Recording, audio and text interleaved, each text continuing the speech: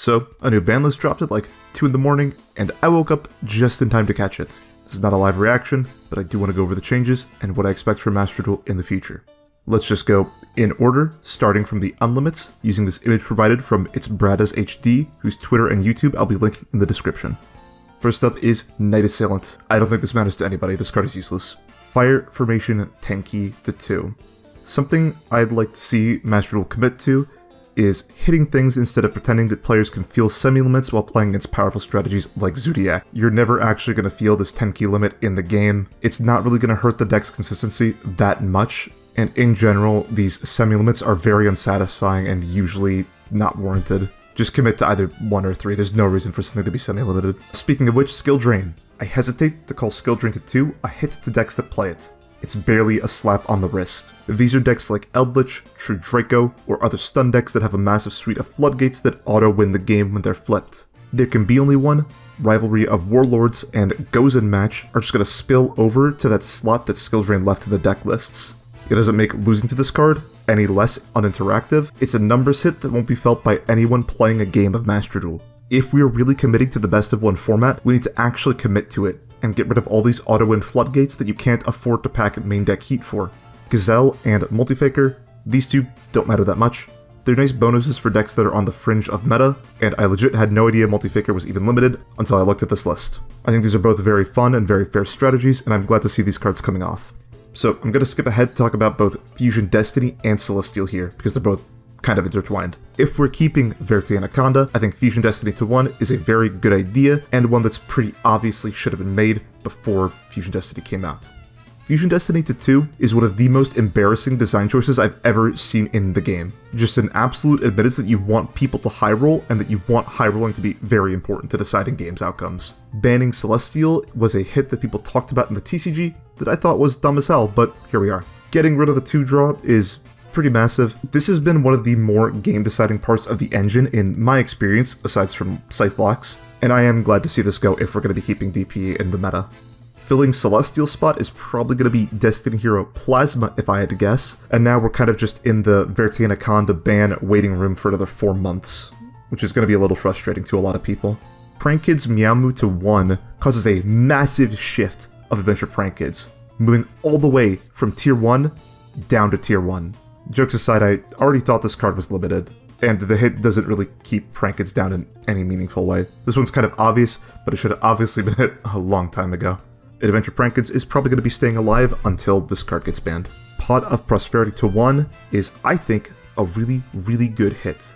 Prosperity is an insane consistency boost that lets you dig for unsearchable game winners like Called By or Max C, or it complements a hand of staples by getting you to whatever engine piece your hand needs. The bigger problem for me is that Prosperity is a way better card going first than it is going second, because drawing it means that any hand traps you find off the top are dead, and finding cards like Called By win you the game going first, but don't do a lot for you going second. You also have floodgates running around like Colossus that even prevent this card from being used second, but helps the first player find their combo to Colossus. I'd honestly really like to see this hit in the TCG as well. I think it's very good. Crossout Designated to 1 is also a good hit, but the elephant in the room is Called By the Grave. Called By is leaps and bounds better than Crossout. Both are, in my opinion, two of the most toxic and uninteractive cards ever printed that just let the turn 1 player jerk off without having to care about any decisions made by the other player. One other consideration about banning this card is Maxi, which I'll talk about later. Gossip Shadow being banned is interesting, in the sense that banning Rongo is one of the easiest decisions a human could make for what card should be banned from that build of PK. But they somehow fumble it by hitting a niche card that decks would want to play outside of uninteractive Rongo strategies instead of just hitting Rongo himself.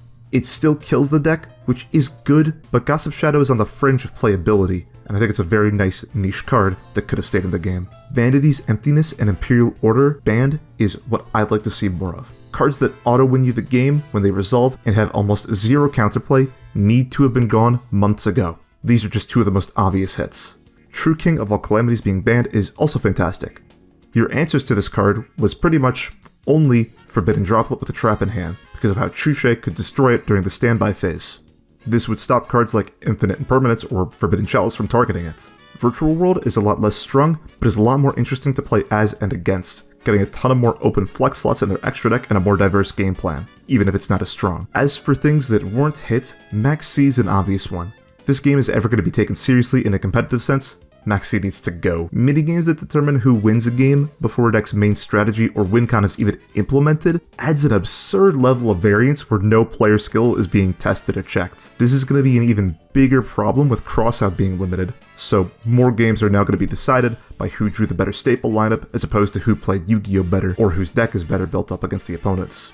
0 hits to the Auroradon line is honestly embarrassing. I'm a big proponent of Hulk staying unbanned, mainly because he's a very funny card that has a lot of very funny combos associated with him, but something about this combo needed to go.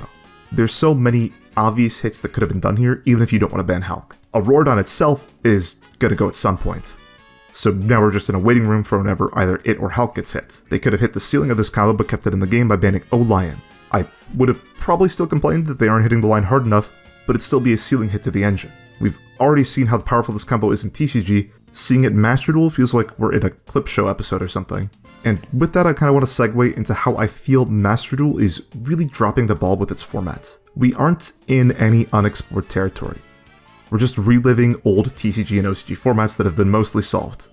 So not only are these formats already basically solved, but our card pool is still way behind, and what things this format uniquely provides are uninteractive play patterns. What is Master Duel offering that's particularly unique? It's giving new players a chance to experience these formats that they may have missed out on, which is fantastic, don't get me wrong.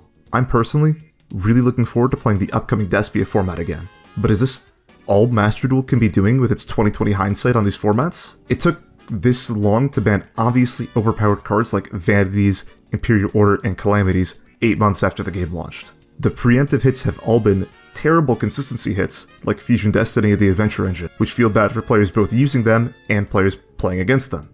The only time players feel these kind of consistency hits are when they don't draw the cards they need. They never feel it when the opponent draws them. It's an odds game that only computers will really feel. In the One Piece anime, at the climax of one of the story's best arcs, you're hit with 5 recap episodes with 0 new story, only showing stuff you've seen before. Sometimes stuff that's been in other recap episodes. It's insanely frustrating, but at least One Piece has the excuse that the anime needs time to catch up to the manga. This isn't the problem in Master Duel. So why does it feel like we're perpetually stuck in a recap episode?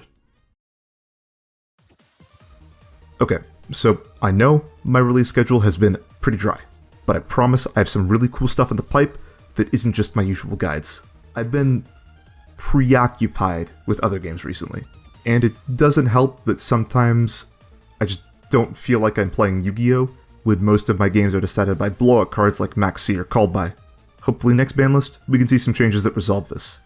I'll catch you all next time. Have a fantastic day.